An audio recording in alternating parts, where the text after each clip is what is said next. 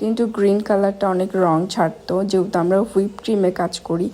এইসব কাজগুলো একটু ধৈর্য ধরে ডেলিভারির আগে করাটাই বেশি ভালো। এই দিন আমার প্রচুর প্রেশার ছিল, আমি বাইরে থেকে এসে দেন এই কাজটা তাও আমি রেখে দিছিলাম যে আমি ডেলিভারির আগে দিব।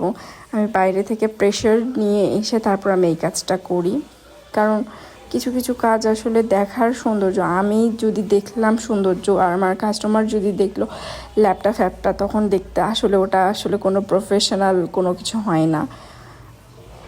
মানে এটা কেমন লাগে, আমি পিকচার তুললাম ভালো, আমি দেখতেছি ভালো, কিন্তু আমার কাস্টমার দেখতেছে রং ছড়ে গেছে, কেমন জানি একটা হয়ে গেছে, এটা আসলেই ভালো লাগে না।